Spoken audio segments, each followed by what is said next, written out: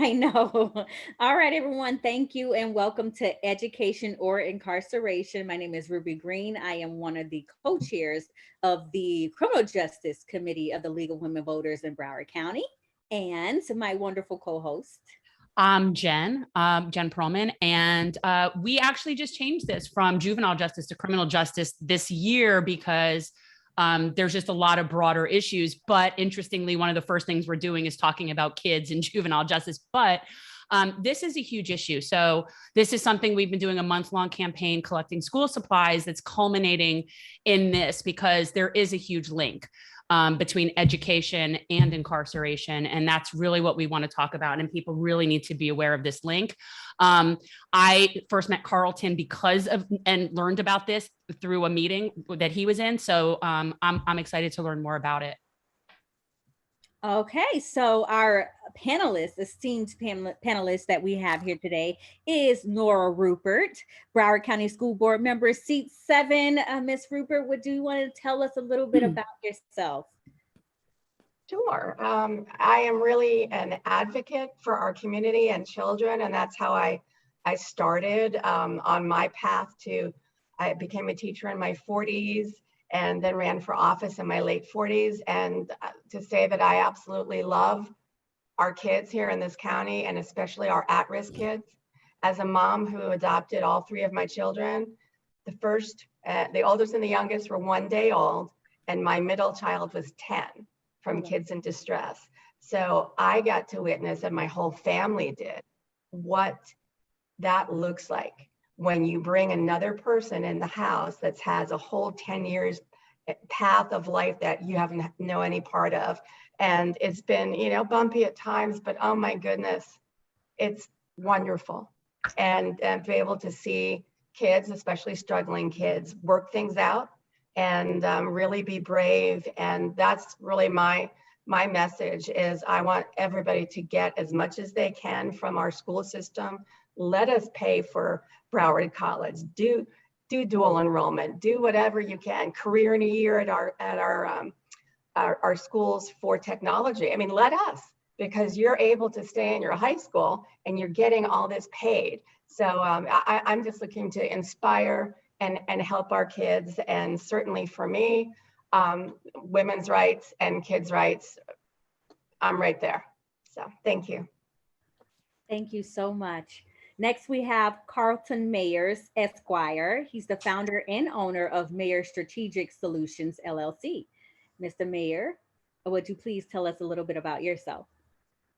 Well, thank you for having me. I am, well, as you just said, I have my own company where I work with communities across the country on establishing what I call community empowerment-centered policing reform, essentially making sure that all community members, including those from neighborhoods in the community where there's high levels of negative police interactions, are able to have decision-making authority over what those police activities are going to be in their community so that their voices are included in that decision-making.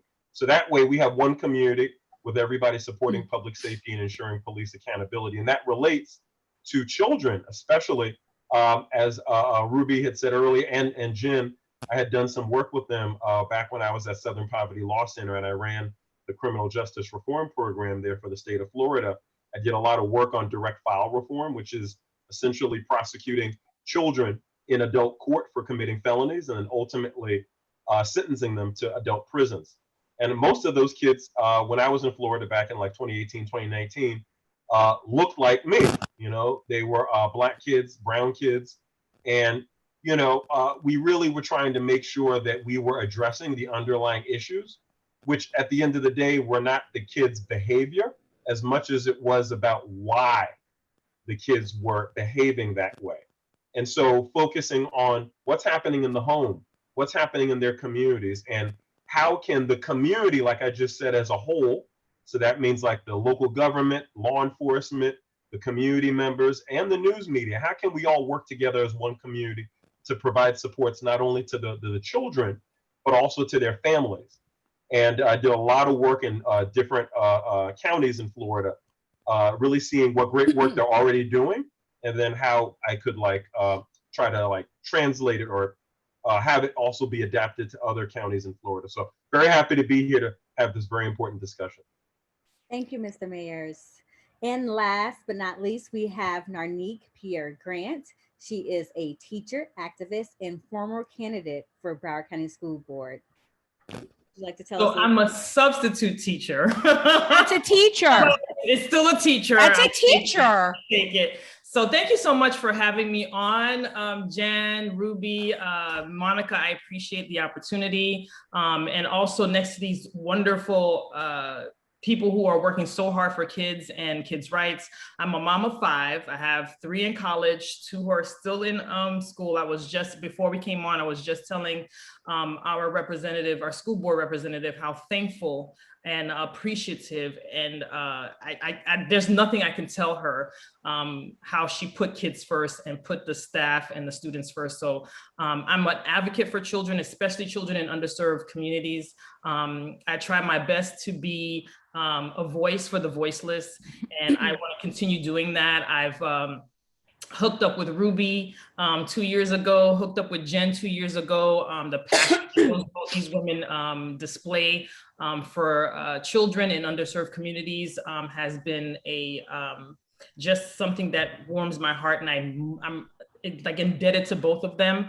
But my passion is kids, and what Mr. Mayer mentioned, as well as Ms. Rupert, is something that I'm so happy that you all have decided to tackle today and talk about. And so I'm really excited for this panel and really excited for the discussion. Thank you for having me. For sure. Okay, Ruby, do you want to like alternate questions? Like just do that and just see where it goes. Is that like the best way? I think. Yeah, that's fine. You can start. Okay. So one of the things that we all know, and this is definitely something that we hear as kids, like, you got to eat your breakfast, right? You got to eat your breakfast. And I know from working with Mobile School Pantry, there are so many kids in Broward that are food insecure. And so when they aren't in school, like especially in summer months, they don't eat. A lot of these kids get only their breakfast and their lunches at school. And we know that this is really important. And in fact, studies have found that access to nutrition, particularly breakfast, can enhance students' psychological well-being, reduce aggression and school suspensions, and decrease discipline problems. So let's start with Nora. Have you seen differences between students, if any of you have an answer to this in particular, but between students from low income neighborhoods and those from well-off neighborhoods, as far as discipline and suspension problems? Because this is one of those, I think, where we see a correlation between discipline issues and poverty, because kids can't learn when they're hungry. That's just the way it is. Kids can't learn when they're hungry. So any of you that haven't like any sort of personal experience with this, I'd love to hear that. We'd love to hear, like, really see that correlation. Well, I can answer a little bit. When I was a teacher at Piper High School, I realized that my students were coming to class hungry. And some of them were afraid to take advantage of the FRL. And some of them didn't file the paperwork because their parents were of a different language, and there was an issue there. So I could see that the ones that were not eating breakfast, unfocused, and you ever seen that commercial? I think it's for a candy bar where they call it hangry, hungry and angry. Yeah. And that truly came out in my students.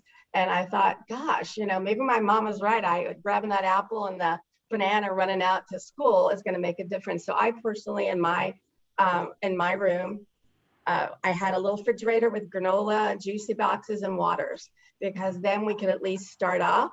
And I even, as the year went on and I saw that it wasn't just breakfast and lunch, that's all they would eat with us. They had to go home and not eat again to the next day.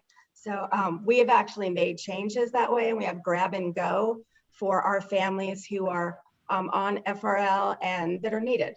And it's remarkable. And I have to give a nod to our food and nutrition and our bus drivers and all our staff during the during the quarantine. They were there working at the schools with all these drive-throughs with bags of food that would last a week, breakfast, lunch, dinner, because the need was that great. I mean, we all were trying to wrap our head around okay, we're in quarantine, we're at this high level, we've got to be safe, but being safe is also having food security. And that was a real big effort to kind of educate people around. And I said, listen, this is reality. It was a surprise to me, but not a surprise to me now that I'm a board member and I represent mostly the east part of Northern Broward. So, but definitely a different, the students that didn't eat, they were unfocused. And I even tracked them with other teachers and say, how is Bobby? You know, what was going on? They said, oh, forget it. He didn't kick in until after lunch. Okay. You know, so yes, there's a connection. Yeah. Narnike, I'm sure you've seen this too. I mean, well, you know it as a mom as well. I mean, well, probably anybody who's a mom has seen this as a mom, but yeah, talk about that a little bit. It just like Miss Rupert mentioned, you know, mentally they're not there. Cognitively, they're not there without eating prior to, you know, going to school. And then, you know, that's where you have the behavior problems. You know, they're agitated, they're upset. And what I love about what Broward County has started doing is providing free lunch and breakfast. They also, during the pandemic, they inundate you with text messages and phone calls for breakfast and the lunch. I mean, Broward County is really all over it. That's one of the things I know, and it started to pick up after a while. You can tell when they transition into that. And so I'm really grateful and thankful that I live in Broward County, that they've, you know, made this such a, I mean, it was like a big campaign for food. Breakfast was for free for everyone for a long time. And then they transitioned into lunch. And I believe the leaders that we've elected, you know, you too, Nora, that you saw the need.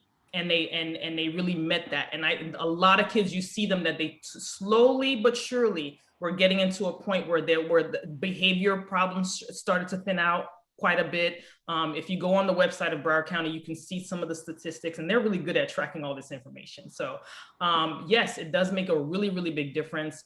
That's why it's important when you go to these underserved communities, we talk about breakfast, lunch, we talk about places to get resources for food outside of school. I even think that Broward County has certain schools that provide dinner. Certain districts and certain schools have dinner time for those areas that, you know, kids are unable to eat. So nutrition is a very, very big correlation between how kids do well, how kids do in school. Especially with my kids, you know, I have to force things down their throat in the morning because sometimes they don't want it, but they talk about how much of a difference it makes when they do get that little parfait in the morning before they go to school. And Broward County has parfaits, by the way. Now, I want to know what I was actually happy about the way that Broward County addressed the issues dealing with COVID, and knowing that there were students who would come to school hungry or would lie on the fact that they had breakfast and lunch at school because they knew they didn't get it at home. So I was happy at the response. So with that, Nora, how did it come to that Broward County decided that this is something they should do, and on the scale that they did it? We actually were awarded a grant from the federal government for that purpose, to be able to reach out. And we also, during the quarantine, it was whole families. So mom and dad, as well as the kids. And honestly, that was wonderful. And unfortunately, the grant, you know, ran out afterwards, but you could see the whole family unit. I mean, just everybody be in the car and they would pick up the stuff and they'd leave, and you see smiles on their faces. And you knew, I get very emotional about stuff like this. And when they would leave, you'd feel a sense of, okay, I made a difference to this family. Let's keep going. Let's keep going, because there's a lot more to come. And we have had wonderful partners as well, with the pantries, with the BTU, with certain grocery stores and pop-up places. Well, they will do pop-ups with food, which are fun, and as much as we possibly can do to help them. But originally it started from a grant and the understanding that our kids need to be fed, otherwise they are not going to be able to concentrate in the classroom. Yeah. Are you familiar with Mobile School Pantry? Are you familiar with that one? Yeah. Yeah. Yeah. Okay. So I've been working with them for a couple of years. And so it was actually something I was going to throw out there about we should distribute our school supplies at the same time that Pantry's doing their distributions, but I will talk to you about that later, Ruby.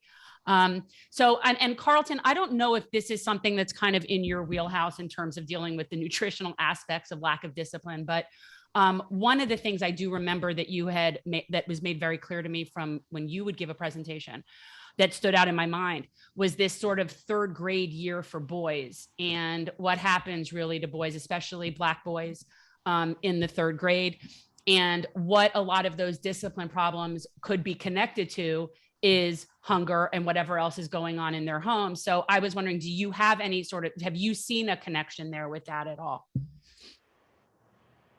Well, I think it was that, by the time that the state determines how many beds they're going to need in correctional facilities based on the number of I think it's either the grade level, like the performance of children in third grade, or the dropout rate, I want to say, in third grade. And so they already know, okay, this many kids dropped out or were expelled or were suspended.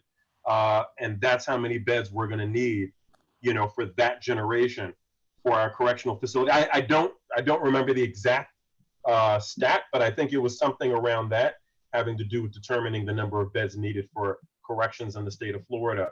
Now, something else I know, just to add to that, is, we have to talk about ACEs, right? We have to talk about adverse childhood experiences.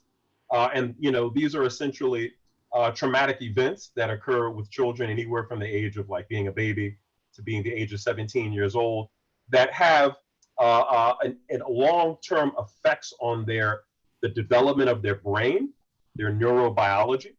It also has an impact on their behavior as they become adults, the kinds of adults they become, if they end up having substance abuse issues around violence, victimization, being victims themselves on a regular basis of it, and or being perpetrators of violence and victimizing other people.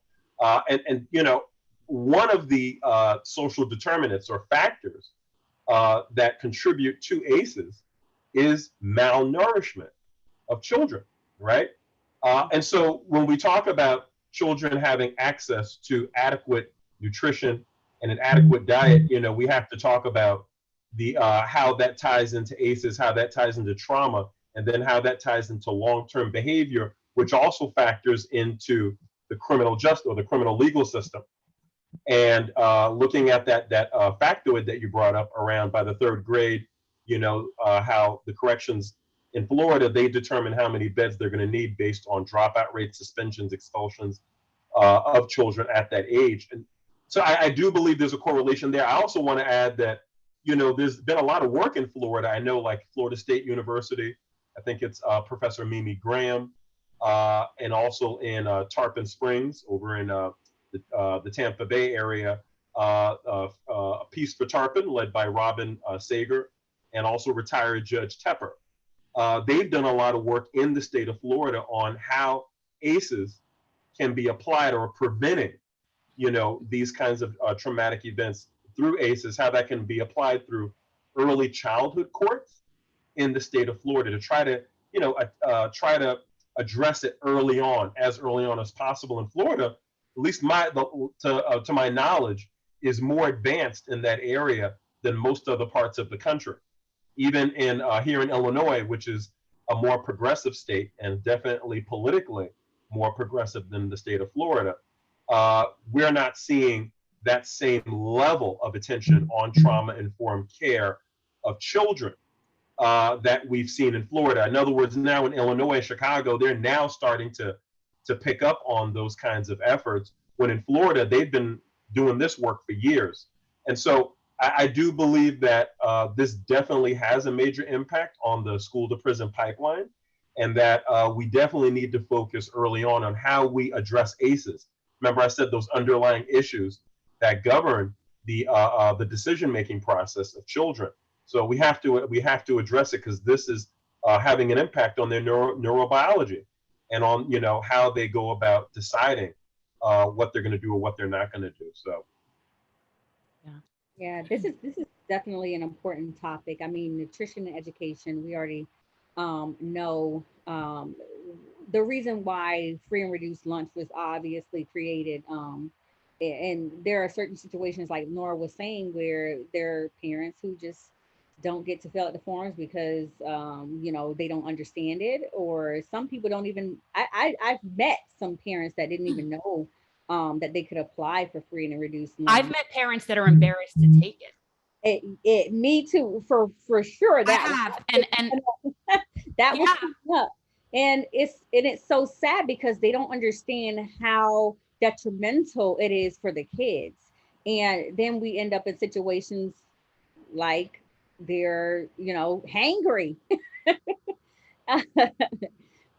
for lack of a better word. So I mean, I don't know what it's going to take in order to get parents to understand that this is something that is necessary. And I'm going to say it is necessary. It's like one of those basic needs that I feel that a kid should have while they're going to school. It just makes sense that you shouldn't send. Okay, I'm not going to say parents, okay, don't try and get me here. I don't think you should send your kids hungry to school, like they didn't have dinner or anything like that, and then wake up and expecting for, especially if they get to school late and thinking that they're just going to be able to get a meal out of nowhere. But I am happy that the school does provide the options. So with that, how can this be addressed? And I'm going to focus this on Nora. I know, I feel like I keep bouncing to you, Nora, but you are a school board member, so you're gonna get a lot of questions tonight. How is it addressed? Let's say if a child, and I know this is outside of COVID, how can it be addressed if a kid goes to school and they have not signed up for free and reduced lunch? How do you work that? Is there like a different option that they're given because they can't afford to pay for the meal at that time? What happens in those types of situations? Well, nobody goes away hungry. Yeah. We make sure that they have something. I know a call to the parents occurs, and to see if they needed help with the paperwork, etc. And you can only really do so much. But Right. The fact that every kid now can have breakfast and lunch takes a little bit of that taboo away from it. And I was thinking about this topic a couple of weeks ago, because when we adopted our 10-year-old, one of the very first things he noticed in our house is that we did not have a lock on our refrigerator. And he's staring at it. And I'm like, honey, just open it up. There's stuff in there. And he said, wow, we're allowed to go into the refrigerator? Oh. Yes. Right. But he'd been in 17 foster homes, different experiences, a lot of those ACEs that he went through. But then the second thing that he said that blew my mind was, can I get off the free and reduced lunch list? He was 10. He wanted to get off it. So my part for parents, and I'm going to do this for this school year, is to let them know, I didn't care, but that came from my son. He wanted it, but nowhere was it described or explained to me that there's a lot of bonuses to be on that FRL. And when I say that, application fees, you can take the ACT for free. There's a lot that is absolutely tied to that when you're uninformed, you may opt yourself out and miss all the things that you can gain from that area. So if I had that information, we would have had a conversation with our son and said, I know that you want to do this, but do you know it will help with blah, blah, blah. And he would have said, I don't care, take me off. And the third thing he said is he asked if we could be snack boy the very next day, because he never had a family that could commit to making, this isn't the day when you could make food and bring it in. And then the fourth, and now this is what I'm going to cheer up, is he circled something on my calendar. And we all live and die in my kitchen calendar here. And I'm like, honey, what is this? And he said, that's 90 days. And after that day, you can petition the judge if you want that I can be part of your family. Aww. Okay. Right? Ouch. But that was the kid that had no hope, starting to believe.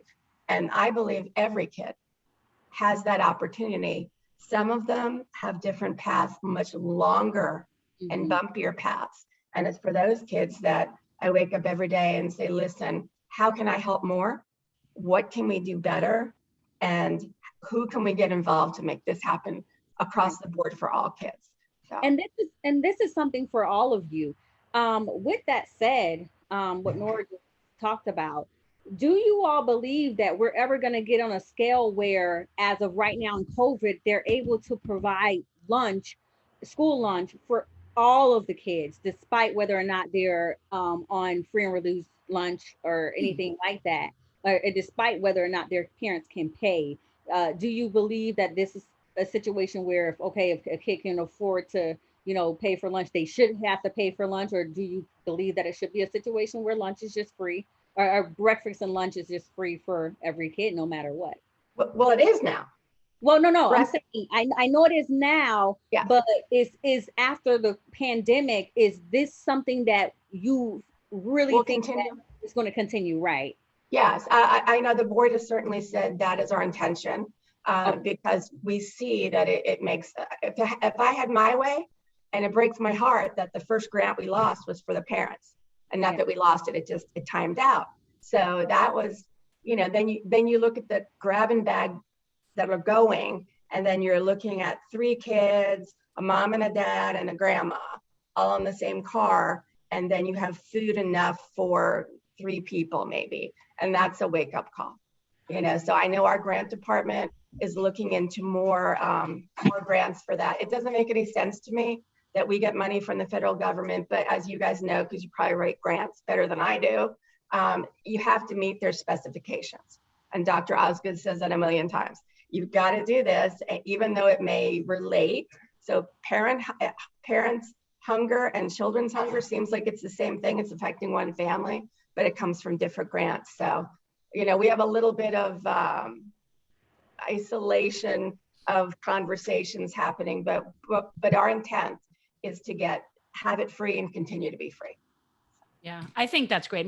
I think other countries tend to do that. As far as I've seen, like every other developed country provides meals. And by the way, their meals look infinitely better than anything I've ever seen in any of our school systems. And I don't care how nice it is in this country. It does not look like what they get in France or Japan. And we're behind the 8 ball. Do you understand that? Like in France, they're having like 5-course lunches, these kids. Like it's and it's healthy food. They get healthy food. And Narnike, you're shaking your head. You're nodding your head. It. No, it's chime in. Beautiful. The food looks great. Yeah. I want to piggyback on something that Ms. Rupert said. When I was running for office, and I remember going to get like a sign or something, and the person who I was getting a sign from was like, well, why did the schools always have to be involved in like feeding the kids and helping them get their medical assistance and this, that, the other, whatever? And I said, well, because the school is like, you have mom and dad, and the kids spend, this is where the kids spend most of their day. They have to be involved. I said, but this is a bonus for us, for the school to be involved, to help parents, especially when parents, your kids are here all day. You're unaware of everything that's going on. You ask your kid, hey, how was your day? They're like, yeah, that's fine, but they don't tell you everything, right? So, but the school is that one part that you can at least, there's an adult there that you can call and say, hey, you know what? I'm going through this struggle. I don't want little Billy to know what's going on. Is there somewhere you can send me, some place that you can provide resources? And one of the things I told her, I said, school is an essential part of our kids' lives, and that shapes them, that help us shape them to the adults we would love them to be. So I think it would be, criminal, in my opinion, for the school not to have those type of resources and not to be involved that way. They with our kids majority of the time. And as we can see, if it wasn't for the school, I think a lot of kids would have been struggling through this pandemic. And I don't know if, I haven't looked at other schools in other states, but I can tell you here in Broward, they were extremely involved during the pandemic, and they made it a point to reach out to our underserved communities and make sure that at least they get something to eat. I think they're even working on trying to get Wi-Fi hotspots, if they haven't already done that already. There's so many things that they're trying to get into that kids don't have the ability to get if it were not for the school system. So It's important that, you know, when we talk about, you know, food insecurity and the prisons of pipeline, how important, how like the common theme is school. So it's really important that we talk about it that way. And I just want to throw in real quick, just to add to what you just said, is that we also have to consider the concept of food apartheid. You know, this has become a really big topic, especially ever since COVID last year and Black Lives Matter movement last year, going into this year and looking at the racial disparities. And now we're, you know, President Biden is talking about the infrastructure plan. A part of that, at least the reconciliation, I believe, plan, is to also try to, like, you know, bridge where supermarkets that sell actual fresh produce, where they're located compared to where a lot of these BIPOC, Black, Indigenous, and people of color communities, especially those that are impoverished, are located because of redlining, because of the creation of highways and railroads, which Florida is a casebook example of all of that, right? All over the state of Florida. You know, there's been division over decades of especially BIPOC communities, and, you know, preventing them from having access to resources that they need, so that way they don't have to deal with ACEs, right? They don't have to deal with these traumatic events that will ultimately impact children's neurobiology and their decision making, and then that becomes a cycle where then they pass that on to their kids. It becomes an intergenerational issue, and it's community wide. And so, how do we bridge that gap of having fresh produce markets in communities, having farmers markets, having co-ops, you know, even Whole Foods, or if not, making sure that there's easy access through public transportation and other modes of transportation. I know micromobility is now a potential alternative for some people, like scooters, e-scooters, and all of that, and e-bikes, you know, to try to allow people to have access to fresh produce. And that way their children will have access to it. So all of that plays into children and their performance in school, their ability to achieve within the educational system. All right, so I see we have a hand raised. Stephanie Joff. Well, I just said, I put a message in the text that we can answer questions at the end. I mean, if you want to do it as we go, we can. I just don't want us to get like sidetracked. So however, I mean, that's fine. I mean, we can wait until the end, or we. No, I was gonna say, because I wanted to see whether or not she had a question in relation to what we were just discussing. Okay. All right. I think, yeah. I actually do. I'm very involved with a family that I've been involved with for many, many years. And it seems to me that there are a group of kids that no matter how many resources you offer, the family doesn't take advantage of them. And these kids are getting lost, just getting lost. And it's even frustrating to the school. And today, for example, I was speaking to the child's ESE teacher. She has 100 kids, 100 kids. They're hiring somebody new, so she'll have 50, but that's still crazy. And there's just a group of kids whose parents, I mean, it's wonderful that the meals are offered, but if the parents don't go and take the initiative to pick up the meals, or even my little boy didn't make it to school today because his mom, her job hours changed and she couldn't get him to school, and they don't offer transportation if it's less than 2 miles away.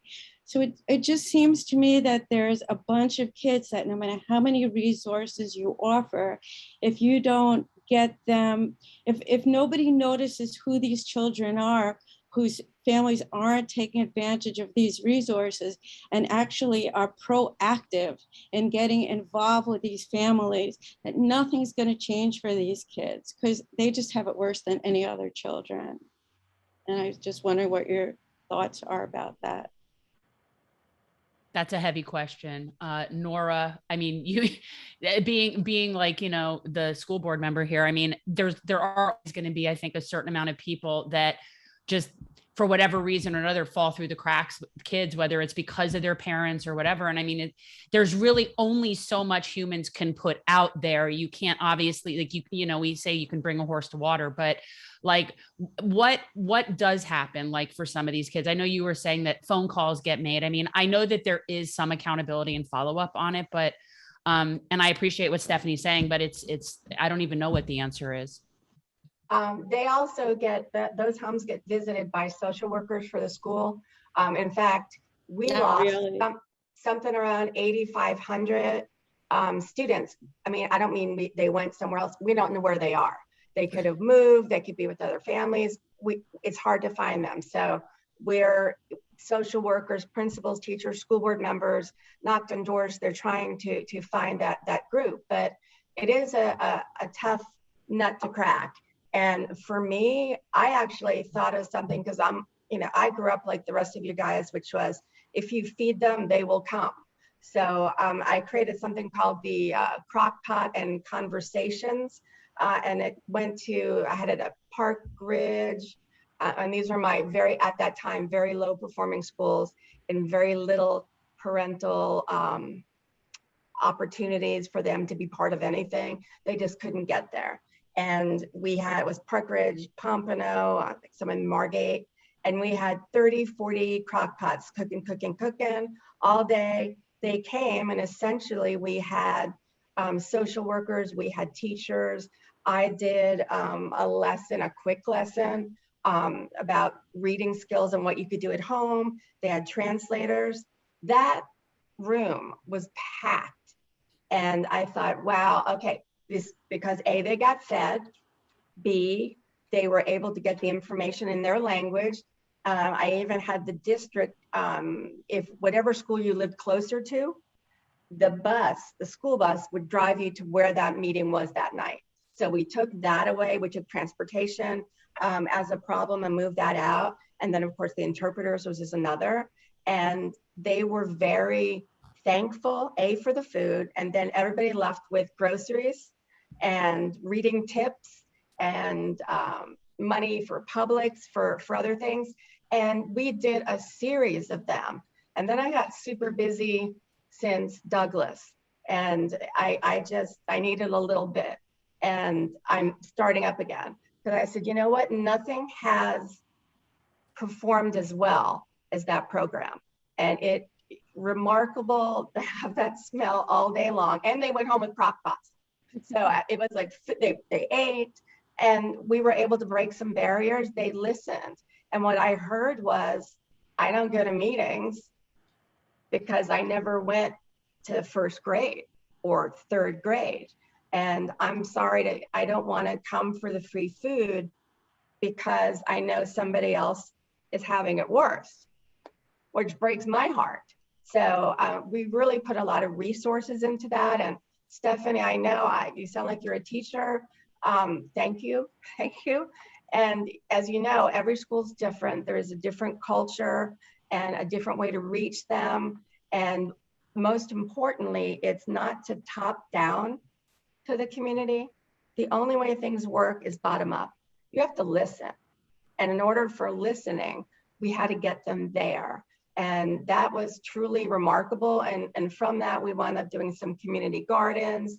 You know, there are little fits and starts, but it's a lot for teachers, school communities, parents, and all of us now to think about adding one more thing to our plate. But as we're pulling, I hope forward, and we have our kids back in school, we have to start focusing on those gardens again, something positive, you know, so they can go home with fruit. Let's talk to the grocers, let's talk to the farmers market and see what they have. I mean, that's what I've been doing, trying to help out my schools right here.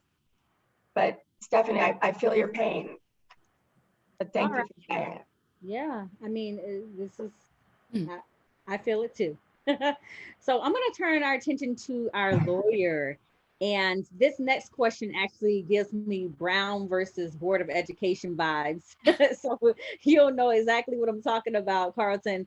But what is the school's correlation, I guess, between the physical environment, where like the location of where the school is, have on a student's academic performance? You got to unmute. So, yeah, I know studies have shown that it's important for children to be exposed to a healthy school climate.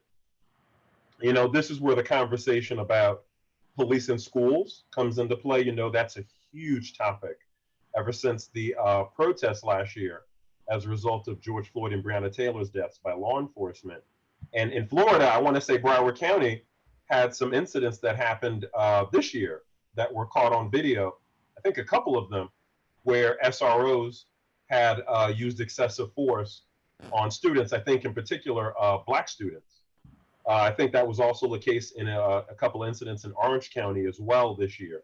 And so, you know, when we're talking about school climate, we're talking about the environment that children are exposed to on a regular basis in a place that they're spending the majority of their time at that point in their life. I mean, they're spending what, close to 8 hours a day, 5 days a week in school. That's a lot of time that you're spending there. And so you want to make sure that the environment that they're in is one that is going to encourage academic achievement and not one that is going to hamstring it and discourage it. And so one thing or a few things that I think tie into that when we talk about ACEs, right? You know, making sure that children are not exposed to traumatic events while they're at school, not only talking about what happens before they're in school and after they leave school. In other words, when they're back in their community, when they're back at home, you know, talking about the food apartheid, talking about, you know, what's happening in the household and supporting family members, but talking about what's happening in the actual school setting itself. Now, you know, most people don't know this about me, but as I've gotten older, I've become a lot more comfortable with it. I turned 40 this year, so I'm at a point in my life where I'm just kind of like seeing things differently. So when I was younger, I don't know, a lot of people know this, in the 80s, the federal government was subsidizing state and local governments across the country to populate their special ed programs with children. Now, in New York City, where I grew up, what they were doing was populating that program, especially with Black and Latino or Hispanic kids and with poor white kids. So I was one of those kids. And I grew up in New York also, so yeah, I know exactly what you're talking about. Oh, that's what's up. So that's what I'm saying. They put us in special ed classes. Yes, they did. Yep. And the thing is that I came out of a single parent home, and you know, I just had a hard time paying attention in class because I'll be honest with you, the teachers didn't really put a lot of emphasis on making sure that whatever they were teaching was tailored to my way of learning. Right? It's like you either get on board with the standardized system, or we're going to put you on ADD or ADHD medication. And my mother was like, hell no, you're not doing that with my kid. Well, then they were like, the only other option is to put you in special ed. Now, I could tell you my experience in special ed was very extreme. I was in an environment where we had teacher assistants who were literally choking out kids in front of me on a regular basis. And I mean, I remember one of the teacher assistants was a white guy who was a Vietnam War vet. And he was definitely suffering from PTSD, okay? Like guaranteed. I've seen him choke out Black, white, Hispanic kids on a regular basis when I was a child, all right? This is when I was like 9, 10, 11 years old. So I was very young. And I could tell you that environment, that myself and all of those other kids that I was in that school with was not a healthy environment. Every day we went to school, we were always scared that we might end up being that kid, or we might end up being sent to Creedmoor, which was the essentially the Bellevue Hospital for children. And that was the only other option if you did not make it in the special ed program, okay? And so that environment was extremely stressful on a regular basis. And for me, I think what helped me and my colleagues get through that really rough and traumatic experience were two things that I'm gonna bring up real quick, actually three things. Three things. One was we had a teacher who was willing to be a rebel within the New York public school system and push back on the standardized way that they were engaging with children and on the perception of children. And she did her best to teach us advanced math, to teach us advanced reading comprehension. and not just teach us what she was told to teach us, okay? The other thing that was very helpful was having a gym teacher that went out of his way to bring up the gymnastics equipment from the bottom floor in the gym up to the top floor, which was the only area that we were allowed to be in. That's the floor where the janitorial staff are. In other words, in order to go up there, you have to climb up the steps, you have to go through the gate that looks like a jail correctional facility, and then you get to the limited floor where they only have like maybe 4 or 5 classrooms. He would bring up that gym equipment all the time, so that way we could do something that was different than what we were exposed to. And that helped us escape that situation and see that we were capable of more. And the last thing that I want to mention, the last person, was my music teacher, Miss Shapiro, I still remember her name, who went out of her way to educate us on the Beatles, on the Jacksons, on Smokey Robinson, on This is Stevie important Wonder. stuff. Yes. Yeah. She educated us on the classics of music so that we could understand that we were capable of more than what our environment was telling us that we were capable of. Because every day we were segregated from what we call the mainstream kids. And they would treat us like we have cooties. You can't go near them. You can't. And they would always get differential treatment. So I just wanted to say that if I didn't have those 3 teachers in my life, then I would not be here today speaking with you about this. And I would not have ESQ at the end of my name. Yeah, I was crazy because I remember being in school back in the day too, and I didn't even know that that program was called special ed or anything like that. We called it dummy on parole. So when you have situations like that, and you know, kids can be mean. Okay? Mean. So when you have a situation like that, when you have kids that are literally being called dummies right to their faces, and then they have to go to a special class, that's not a good situation for them. So of course they're going to act up. And right next to the school was a alternative program. So if they didn't do anything, or if they flunked out a dummy on parole, then that's exactly where they went, right next door to, I think it was Cross Creek at the time, where it was an alternative program for the kids who we would call, it was nothing but what they called the bad kids would be in dummy on parole. So that didn't want to do any work or do anything like that. So it's just like, and the kids gave it a name. So it's just crazy how obviously your physical environment can affect your learning abilities and your academic performance, because I wouldn't want to go to school or do anything if I have to go and walk into this class and everybody knows what class this is, and then I'm getting called dumb. Like I would be afraid. I would be, because I remember the people even throwing things at them, and I just wouldn't like. And that's how kids get in fights too. Like, they're getting called out of their name, and then they there's only so much they can take. So it's just, I think a lot of it is also undiagnosed issues. And this is something that, Carlton's talking about being 40. I just turned 50. So I remember when I was a kid, the learning disability kids, they were just the LD kids. I can't think, most of them probably had whatever various learning issues that they had, and they just got all clumped together, and they were the kids. And then once labeled, that stayed with them all the way through high school. That label from elementary school stuck with them, and in terms of what classes they could take, and they got labeled. So when we're talking about the environment of a school, and I really appreciate how Carlton was talking about, like, police presence is obviously a huge factor, but that's almost like the soft infrastructure stuff. But we still have schools that are so disparate in terms of the hard infrastructure. When you look at one school has everything and another school has nothing, and you're talking about books, computer, the actual things that these kids need. And there is huge disparity from one school and another. And I am curious, and Narnike, you look like you're nodding your head, you know what I'm talking about. It shouldn't be this way. Like, technically all public schools should have allocated to get to the same level of what it is. Now, some schools will need more money to hit that level than other schools, like some schools, whatever. But clearly something is wrong here, because you can go into 2 different schools and see 2 completely different things. And how is that possible? So I don't know who could best answer that, because to me, it would seem that they should all be the same. All schools should have a computer per kid, or whatever the thing is. And clearly that's not happening. Right. And that's why I was talking about when I first started about, asking the question, I was saying, it was giving me Brown versus Board of Education. And ultimately, one of the issues in that case was about segregation in the school. But an issue that I took out of it was the equality of what schools had better books and stuff like that. So, yeah, so it's still a problem right now. We see, you can go into two schools right now and see two completely different things. And I don't understand how in this day and age that that's acceptable. How is that acceptable, Narnike? I know Nora can answer that, but one of the things that I've learned when I was running was that, those underserved schools get separate funding because they're underserved schools. However, that money is being used is a whole different thing entirely.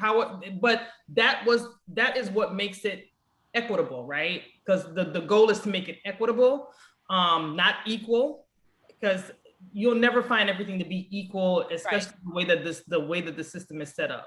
But I believe Nora can finish this off because there are schools that have that are considered Title I, and they get Title I funding. And you'll be surprised how the schools in the affluent area complain about this little Title I money. Why they get Title I and we can't get Title I? And they don't realize how their PTOs and PTAs thrive in these affluent neighborhoods, that, they push, the community pushes to get more for their schools. And these Title I schools, is not that the community can't push, but you have parents who are working 2 and 3 jobs. You have parents with a language barrier. You have people from different countries. There's different cultures to think in. There's a whole bunch of factors that come into play. But I'll let Ms. Rupert go ahead and talk about that. Please. Thank you. And I actually wanted to start with my very first day of teaching, and I was 40 something, and I approached my portable, and I noticed that the windows were all nailed shut. Okay. And then I opened the door up, and then there's an air conditioner in some sort of a window, and that has nails and stuff hanging out of it. And it was the most depressing thing I've ever seen in my life. But what made me take a breath and go back out that door, I noticed what my class was called. And it said, Intensive Remedial Reading with Mrs. Rupert. Oh, hell no. I don't want to teach that. I don't want to have any kid of mine go into that class, because that is not a class that I'm going to excel as a teacher, nor will the kids. I ripped it off, went into the room, my very first, call it good trouble, okay? I typed up pre-honors reading with Miss Rupert, put that baby up. Every kid on my roster showed up, which was awesome. The principal came, she was lovely, and ripped it off the door. Wrote me up. I'm like, oh Lord, this is not going well for my first day. Second day, I'm doing the same thing. It worked well, same thing with the teacher. On the third day, other kids started cutting other reading classes because they wanted to go to the smarter reading class. Mindset, expectation. I cheated by teaching a lot of things to my kids, and they taught me a lot of things. I'm a terrible rapper, absolutely horrible. So I found that we could work on them with going back to Attorney Mayer's, is that it's got to be something that grabs your attention. Little Johnny and little June, it's not working. You talk about somebody who had made a lot of money and he's going back into the community and he's doing stuff. That's exciting.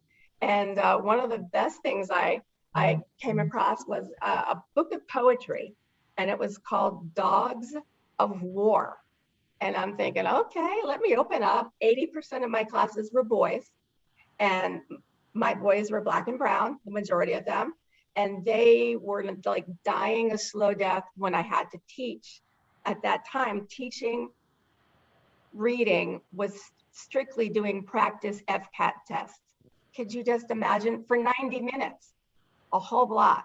So I had to improvise with a lot of stuff, and they loved that. It was poetry about war, and it had dogs in it. So it was like, okay, and these kids did it. They learned to read, they learned to understand alliteration. They learned every single thing that they needed to. And when they came into my room, at 9th grade. They were reading at 3rd grade reading. Okay, would I be a bit angry if I could only read at 3rd grade reading and I've been pushed on and pushed on and pushed on, and basically everything has to do with reading? You know, so I could understand why they were angry, but we kind of worked around it. It's expectation. You have to have that. And of course, the bond program is a hot mess. It was supposed to be done by now, and it was supposed to take every one of our schools forward for, you know, so you wouldn't be going to Weston and seeing brand new roofs, and yet going to Markham Elementary in the Blanche Ely community with trees going out of the roof 3 years after they were supposed to start. Ask me, have they started? No. I'm going there tomorrow morning to do the canopy lunch or dining thing opening at Blanche Ely, and then I'm going to pop over with the new superintendent, and we're going to pop in to Markham and say, this is what it is. There's a difference between East schools and West schools. And like a few weeks ago, maybe 2 weeks, Lori Rich Levinson, lovely person, she represents Weston. She said there is no such thing as East versus West schools. I disagree. It's because she lives in the West. I disagree. I saw what happened at Piper, and we got nothing. Teachers had to pay for everything themselves. And if you went around roof by roof by roof, if I had one of those little flying satellite-y things, you could see, and you could actually, I think it was this board meeting yesterday, our chief academic officer put a graphic up, and it was the lowest performing cities and zip codes, right? So if I'm looking at it and I said, East of Dixie. Yeah. And then he says, yeah, how'd you get that? And I go, that's Pompano, that's Deerfield. And you can see it wiggling all the way down. And I said, I really want that graphic. Can you blow it up and give it to me? And there was a little, they don't really want that information out there. I need that information. Because you know why? I need to talk to the public. Public needs to get together. I need to talk to the elected officials. They need to work it. We need to talk to the builders and everybody, because these are issues. These kids have water on their head, and we certainly don't need to have another roof cave in like we did at Rickards. So there's a lot of problems, but luckily, so at least their breakfast and lunch are there. Let me ask something. Narnike, you said something that really meant something to me, because when I first relocated back to Florida in 2003, I'd been grown up here, but then I left. One of the key things I looked for when I was figuring out what school to put my kid in, I knew I was moving to Broward, and I'm like trying to figure it out. And one of the things that I looked for is which school has the best PTO. And that was how I ultimately ended up where I ended up. And it's almost like that is a huge factor. And I almost feel like there could be some sort of community organization that acts as a surrogate PTO for schools whose parents have to work and can't be at a lot of the things, especially single parent households. And so I was just sort of brainstorming off of that. It's almost like the kids need guardian PTOs at some of these schools where they just don't get the parental involvement. I don't know if that's just something anybody's ever thought of. It just sort of came. No, I thought of doing that because I was like PTA president for like the longest. And what I would start doing, because my area is in an affluent area, I would go and adopt another school that doesn't have a PTO, right? And try to get the parents involved there and try to grow a PTO. And so the goal was to go to different schools who have that high concentration of members and PTAs and PTOs and say, hey, we're in Broward County, we're all in this together. How about we adopt certain schools? You know, if you have one in a middle school will adopt another middle school and kind of work it out that way. Try to do that. It's not very easy when you go into those underserved communities because those parents do not want to be bothered. They're too busy working. Some of them have disabilities. Some of them is the language barrier. And you don't want to kind of push it on people, but you want them to get involved, right? So the goal is to get, and I hope that PTA is listening so they can try to do that. I know PTOs are their own thing, but the goal is to try to go and see if you can adopt different schools, work together in tandem, have some of those parents say, you know what we do here, we will duplicate it over here, and bring, put some of them, because for me, my PTO, when I was running it, we were raising $100,000 a year. Right. And easily with You can do that in Parkland. You could do it in Weston. You could do it yes. in Brook Pines. And, you know, I'm just saying with ease and no problem. Yeah. So the goal was to get some of those funds. We provide what we can for our schools because our schools basically need nothing. And I mean that. I mean it with all the disrespect. Yeah, no, it's true. Okay. So we would go to those other schools, and one of the schools were that we partnered up with, it was exciting for the teachers. We would buy the teachers gifts. We would get something for the kids. But yeah, that would be great. That would be something that they can work in tandem with the district to try to see if we can spread that out.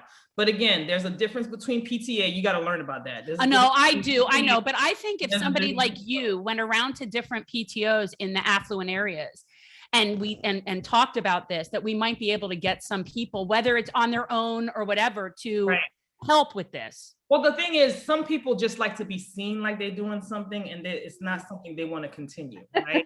They want to say, oh, we gave backpacks, and that was that one time. We gave, you know, we went and did this, you know, 5th grade party for this school, and they did it that one time. The minute I stopped, well, my kids kind of aged out of the, you know, the schools. The minute my kids aged out and I wasn't able to be there anymore, all of that stopped. It ceased to exist. So you have to, those people have to want to do it. They have to be motivated. And, you know, I'm just going to be blunt about it. You can't be motivated unless you come from that space, right? Come from an underserved area. I was raised in Brooklyn, New York, okay? Nostrand Avenue, all right? Clarendon Nostrand. When, you know, Mr. Myers was talking about being in the class, they did that because my last name was Pierre, right? My maiden name is Pierre. My family's from Haiti. I was a quiet child, believe it or not. Didn't speak. Just because I didn't talk, then I was stupid, right? So they put you in that class with the other kids. When she sees me out.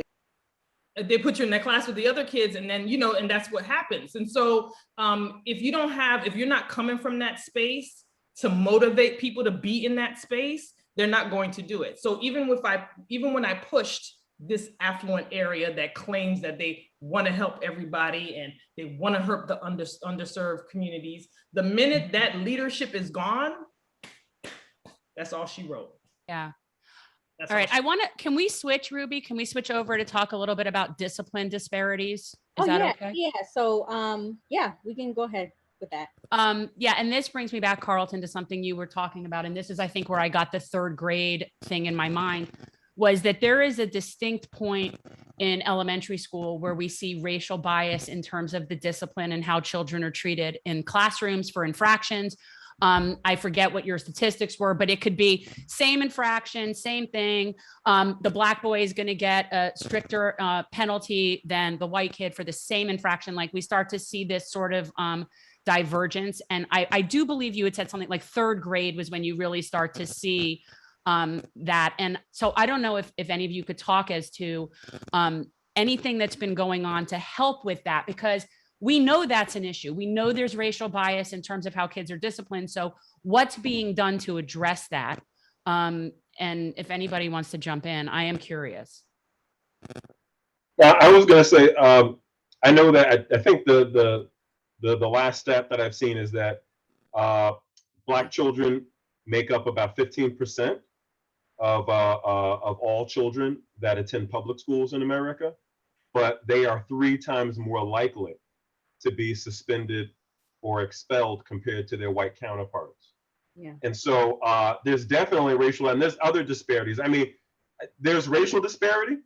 There's also disparities around people with mental health and physical health needs, which also kind of ties into special ed, right? And there's also disparities, and we're seeing this especially now, right?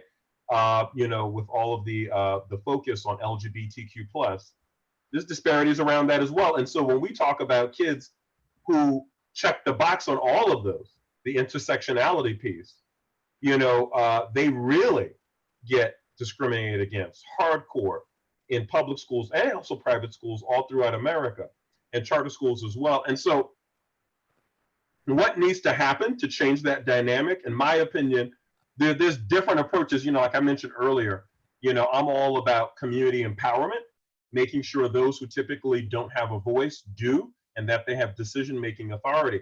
And how, in my opinion, that will relate to schools is making sure that, number one, parents should be involved in deciding if there's going to be police in schools.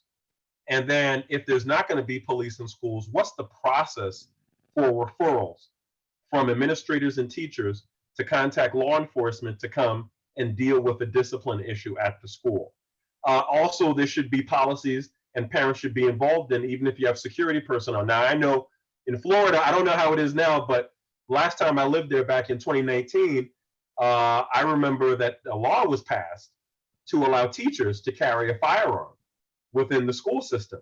I haven't been there since then. It's been a couple of years. So I don't know if that law is still effective or if it's been repealed or amended to try to change that dynamic. Am I wrong to say that that still is in existence? Teachers can still carry firearms in schools? Okay, so then we have to, and for Florida in particular, we have to consider that factor as well. So what is the involvement from parents when it comes to hiring, school resource officers, when it comes to hiring security personnel, when it comes to establishing the policies that govern how these situations are going to be handled, even if it's a teacher who has access and can carry a firearm? And then what's their involvement in the trainings? We know just from looking at policing reform, right? Looking at consent decrees from the US Department of Justice in Ferguson, Missouri, Baltimore, Maryland, which I worked on those consent decrees when I was at Legal Defense Fund as policy counsel of their policing reform campaign. You can see the best practices, evidence-based best practices that the DOJ has put out in the public sphere. So we know that there are specific types of trainings that law enforcement, if they're trained on it, there's a much less likelihood that they're going to engage in discriminatory policing tactics, that they're going to engage in excessive use of force and sexual misconduct, etc. What does that, what are those trainings and what is the involvement of parents in making sure that those trainings are being implemented adequately? And that, and that if the security personnel, school resource officers, even the teachers, if they're not adhering to those trainings, what does the discipline look like?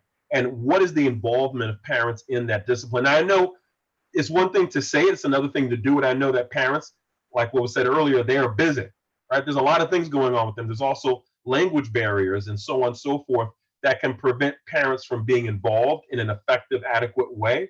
But that doesn't mean that we should stop there. There's, this idea of reimagining, right? Actually thinking out of the box and using our brains to do what our brains are there to do, to be creative. That's what allowed us to survive evolution, was our creativity of our ancestors. So how can we apply that same level of creativity now in a way where it's not one size fits all, right? It's going to be custom tailored to that particular school district for that particular school.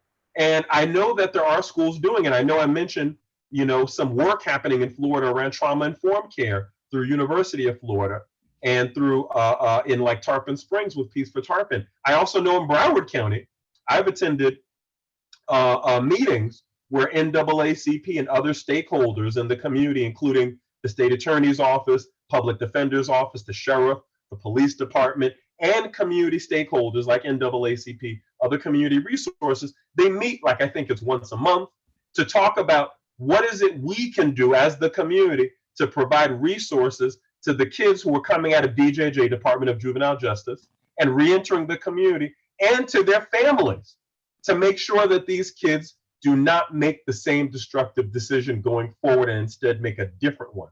So I think there's ways to do it that are already happening. It's just a matter of how do we expound upon that. Yeah, Nora, if you could talk at all about anything that you've ever seen or what you know of from in classroom disparities in terms of discipline. We know that this is happening. So, we have the statistics. So clearly this is happening. And it's a racial bias. And it's like, you don't want to point a finger at any one teacher in particular, but the numbers speak for themselves. There's no way around that. Obviously, it's a struggle for schools, for teachers. I was so careful, and I was older.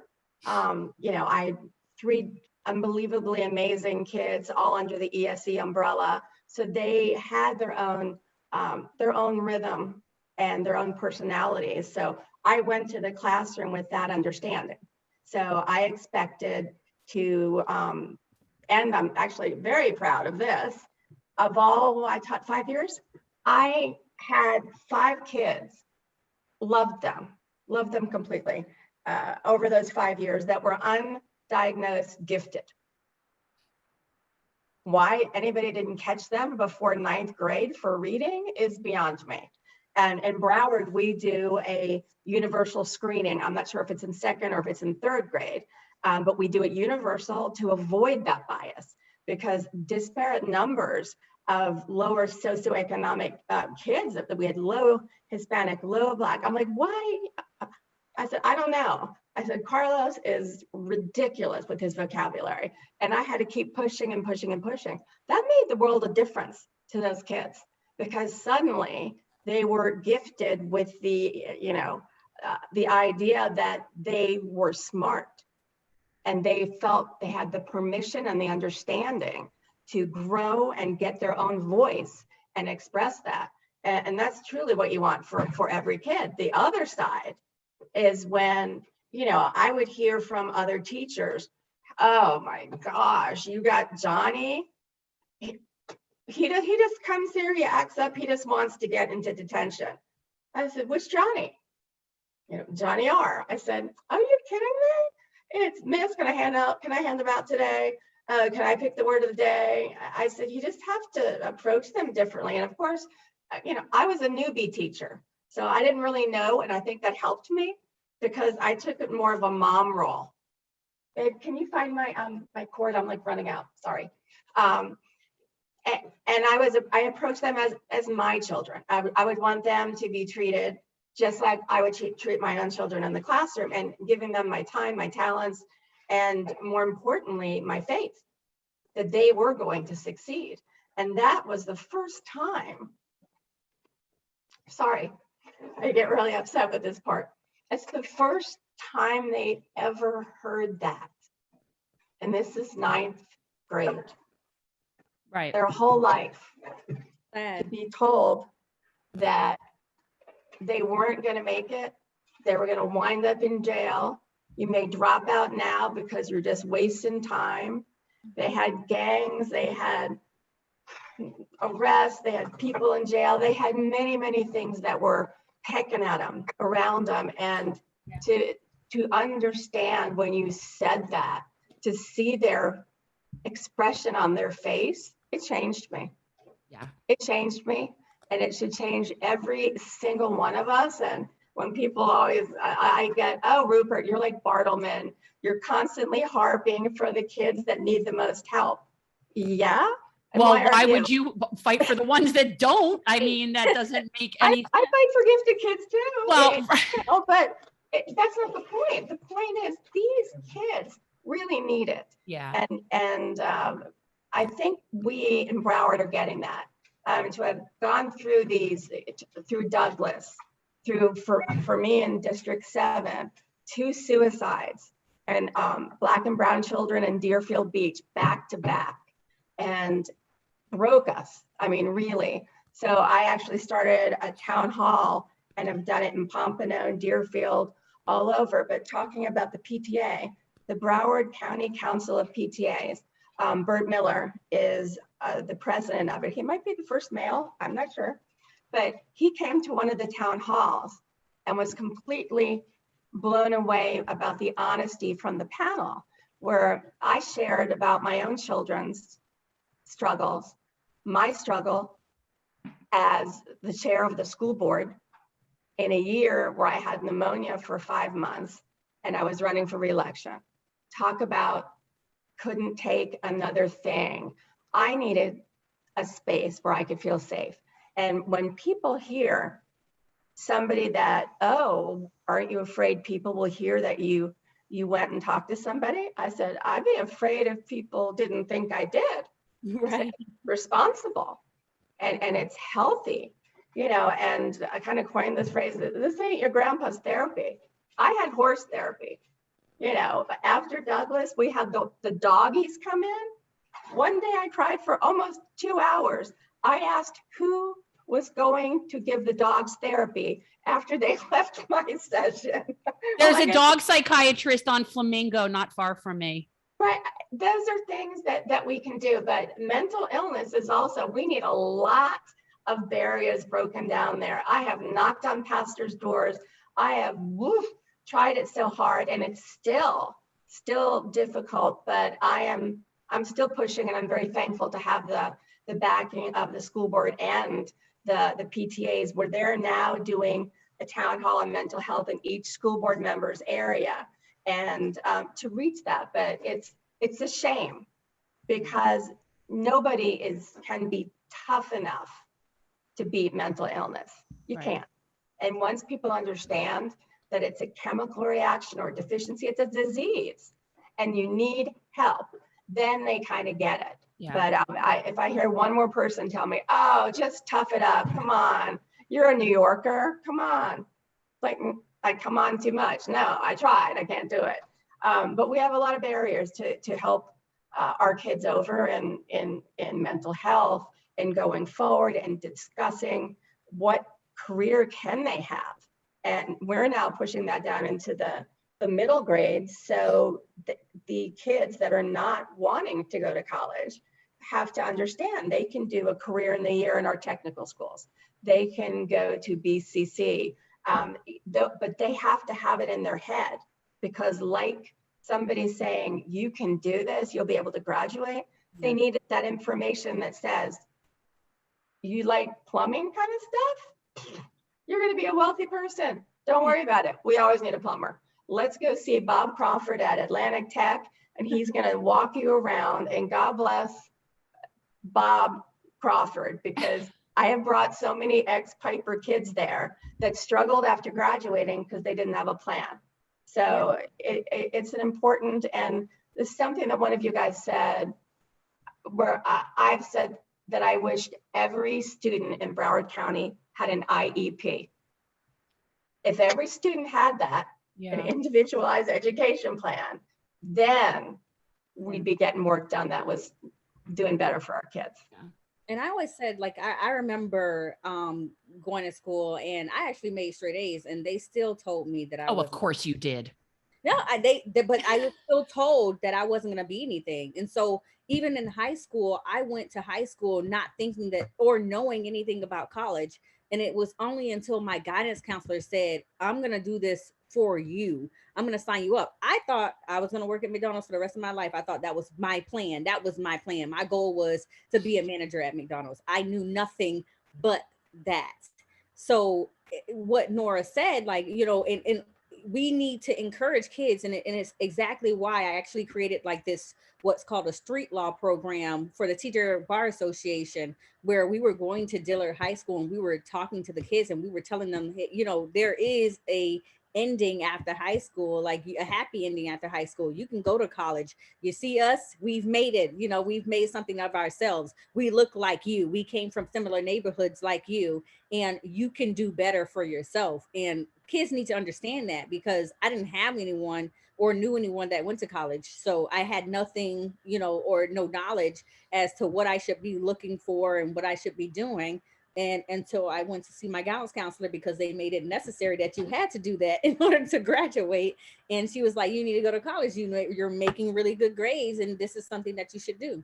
And so, yeah, it's kind of crazy. But we are ending our little back to school special. We want to thank every single one of you. How crazy and ironic is that? You know, we just so happen to get 3 New Yorkers on the panel.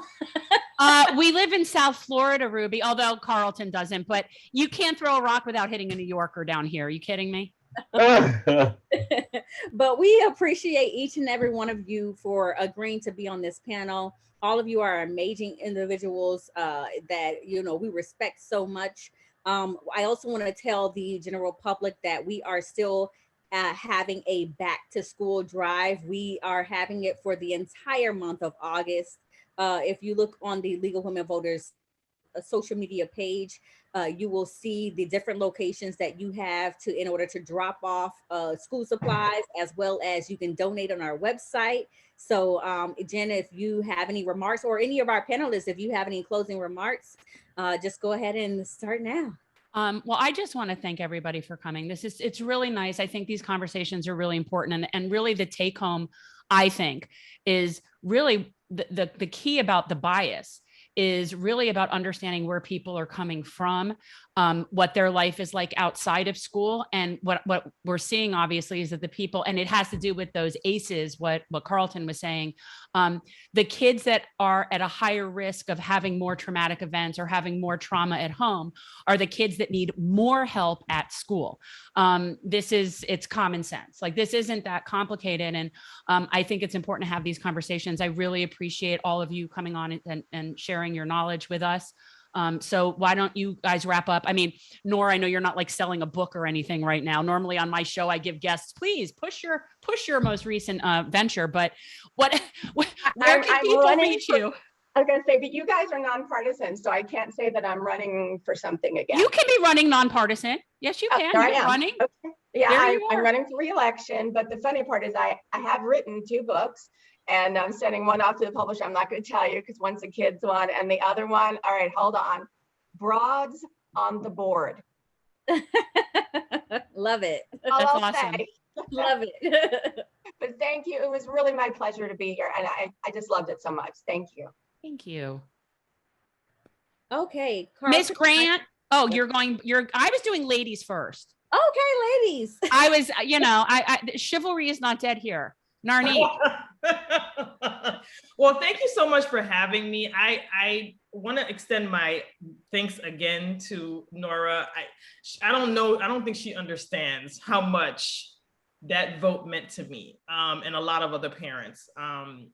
So my final thought is, please continue to wear your mask. Please continue to social distance whenever possible. Make sure you tell your kids to wash their hands. As you can see, the Delta variant has changed focus from the elderly now to the young ones. Those people who come out with, 0 point percentages, whatever. I don't relegate children to percentages. One child alone is too much for me.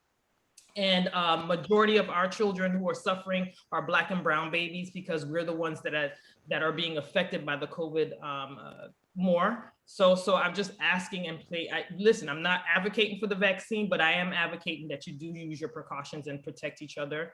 And it's very, very important. Thank you for allowing me to be here in the presence of such great people. Mr. Myers, I learned a lot today from you. I want to thank you so much for your contributions. Nora, girl, I love you. Jen. You couldn't tell already. No, she's like fangirling over Nora. You don't understand. When she said, bring it on national in front of everybody, and she was like, I ain't gonna be putting these babies in no risk. And she was like, bring it on. That's my shero, okay? So Jen and Ruby, thank you so much. Monica, thank you so much for allowing me to be here. It has been a humbling experience and a privilege. Thank you so much. And I don't have much to say. I just want to say thank you to the panelists.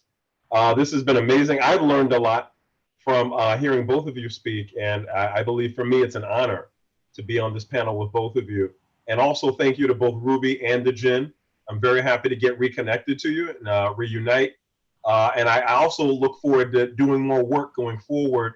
I'm doing a whole lot of work around the country with different communities, including in Florida, on policing reform, and also as it relates to juveniles, and making sure to establish and continue to build out strong relationships with the local government, law enforcement, and the community members. So that way we have a positive pipeline, not a school to prison pipeline, but a pipeline to success. And so that we can actually address a lot of these ACEs that so many children, especially in Florida, are dealing with. And I think the pandemic should be added in as another ACEs contributor. So, in Florida, 3 million cases plus right now, that means that a lot of kids are dealing with it. So, anything I could do to help, please do stay in touch. And I look forward to continuing to work with all of you. Thank you. Thank you, Carlton. Yeah, Carlton was actually like the first person I thought of when Ruby said, she's like, I think we need a man on this panel. Yeah. No offense, Carlton, not to identity politic you, but she's like, I think we need a man. And I'm like, okay, I know who I have to ask. Yep. So Carlton, you're not out of the woodworks yet. We have plenty of more coming. I'd just like to say one thing, and that is there's the Women on the Run program, which is run by the foundation in Palm Beach. And their program starts, their next cohort starts on September 20th. And I know Nora has participated in that.